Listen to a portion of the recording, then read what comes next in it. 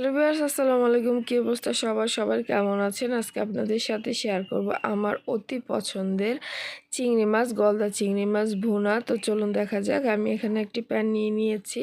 প্রথমে চিংড়ি মাছগুলোকে খুব ভালো করে ফ্রাই করে নেব। তো বিশাল সাইজের একটা চিংড়ি মাছ ছিল, তো মা করেছে, সেটাকে আমার কাছে জিজ্ঞেস না করে ছোট ছোট পিস করে নিয়েছে। তো এই জন্য চিংড়ি মাছগুলোকে ছোট দেখাচ্ছিল। আর দুইটা ছিল ডিমযুক্ত। আর 2-3টা মানে আমি 1.5 কেজির মতো চিংড়ি মাছ এনেছিলাম। 1000 টাকা, 1500 টাকা কেজি। বড়টা 1500 আর ছোটোটা হচ্ছে 1000। তো মিক্স করে যতটুকু ছিল, 1.5 কেজির মতো ছিল, 1.5 কেজি আমি নিয়ে আসছি। তো যেটা সবথেকে বড় চিংড়ি মাছ ছিল, সেটা হচ্ছে যে মা ছোট ছোট পিস পিস করে দিয়েছে, যেহেতু সিদ্ধ হয় না।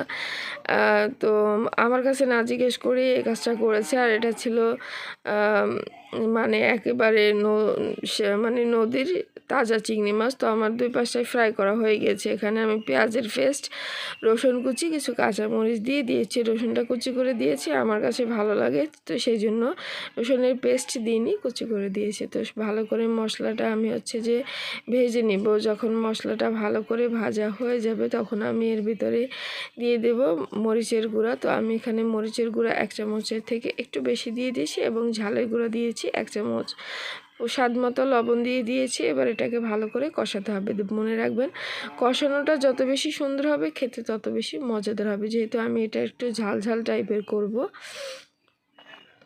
তো ঝাল ঝাল টাইপ করার জন্য আমি এখানে পরিমাণ মতো পানি দিয়ে দিচ্ছি। পরিমাণ মতো পানি দেওয়া হয়ে গেলে আমি এখানে চিংড়ি মাছগুলো দিয়ে দিচ্ছি। দেখতে পাচ্ছেন, আর চিংড়ি মাছের বড় বড় পা ছিল, এগুলো আমি দিয়ে দিয়েছি। এরপর এটা যখন হয়ে যাবে, তখন আমি এটা চুলা থেকে নামিয়ে নিব। আমার প্রায় এটা হয়ে গিয়েছে। মাখো মাখো অবস্থায় আমি এটা চুলা থেকে নামিয়ে নিব। তো এই যে দেখতে পাচ্ছেন, আশা করি সবার কাছে ভালো লাগবে। সবাই অবশ্যই ভালো থাকবেন, সুস্থ থাকবেন, এই কামনায় বিদায় নিচ্ছি। আল্লাহ হাফেজ।